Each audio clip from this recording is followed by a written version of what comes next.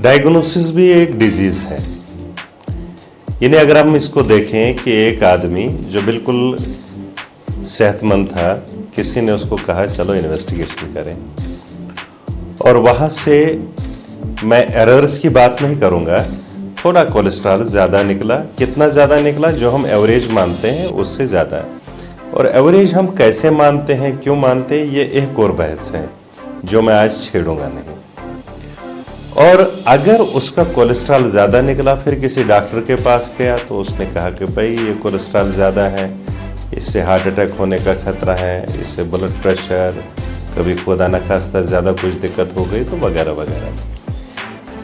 अब अगर इस चीज़ को देखा जाए तो उन्होंने दवा जो दी थी, they are called as statins, जो रोजावास्टिन है, एटारवास्टिन है, तो इस तरह की ड्रग्स। अब ये ड्रग्स क्या करती हैं, ये समझने की बात है। ये एक एंजाइम होता है जिसमें, जिसको हम कोक्यू एंजाइम कहते हैं, लिवर बनाता है इसको। ये यही एंजाइम कम कर देता है, और जब ये एंजाइम कम कर देता है, ये इसी एंजाइम का ये काम होता है कि कोलेस्ट्रॉल बनाए।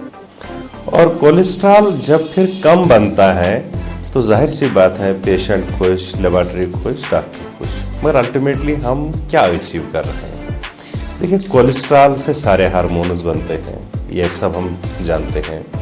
और कोलेस्ट्रॉल सेल का दीवार भी बना देती है, और भी इसके बहुत कुछ काम हैं। हम जब बैलेंस्ड डाइट के बारे में देखते हैं, पढ़ते हैं, सुनते हैं, तो हम कहते हैं कि भाई 10 से 30% जो आपका डाइट का ये एनर्जी सोर्स हो, वो ऑयल्स एंड फैट्स होने चाहिए।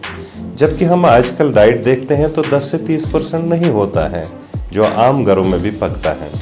क्योंकि इतना डराया हमने कोलेस्ट्रॉल मिथ क्रिएट करके, और ये सारा जो फैट और ऑयल जो है वो हम कम कर देते हैं। कितना कम? जितनी हमारी ज़रूरत है उससे भी कम। अब जब ये स्टैटिन्स लोगों ने खाने शुरू कर दिए तो इससे क्या हुआ? कोक्यू एंजाइम जब कम हो गया तो जाहिर सी बात है लिवर कमज़ोर हो गया, हार्ट मसल्स कमज़ोर हो गए, शरीर में जो नाइट्रस ऑक्साइड होता है वो कम हो गया। उसका काम क्या होता है? उसका काम होता है वेसल्स में, ब्लड वेसल्स में ग्रेजीनेस, ल्यूब्रिकेंट का काम करना।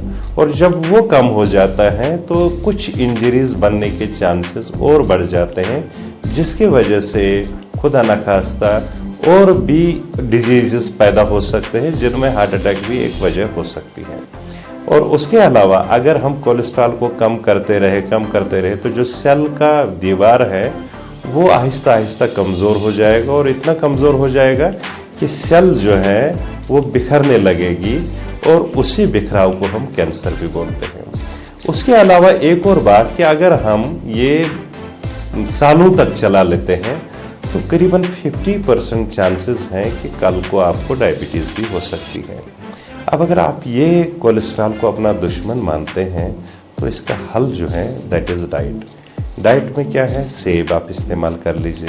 सेब में एक सब्सटेंस होती है पेक्टिन, और वो पेक्टिन कोलेस्ट्रॉल कम करती है। इसी तरह से लहसुन आप खा सकते हैं। लहसुन में क्या पड़ता है? एलसिन।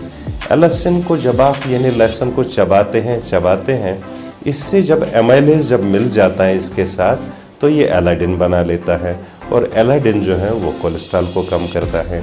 इसके अलावा अगर आप जैतून का तेल इस्तेमाल करते हैं तो जैतून का तेल जो है वो भी गुड कोलेस्ट्रॉल, यानी जिसको हम एचडीएल बोलते हैं, वो बढ़ता है, और बैड कोलेस्ट्रॉल कम हो जाता है। इसी तरह से दालचीनी का इस्तेमाल कर सकते हैं आप, अदरक का इस्तेमाल कर सकते हैं, फाइबर फूड्स का इस्तेमाल कर सकते हैं, जिससे अगर आपका मकसद कोलेस्ट्रॉल कम करना है और उससे कम हो सकता है। और जहाँ तक डाइटरी रेस्ट्रिक्शंस का ताल्लुक है, यानी जहाँ पर जिस्म को जितना कोलेस्ट्रॉल बनाना है उतना तो वो बना लेगा, चाहे आप कितनी भी रेस्ट्रिक्शन कर लीजिए।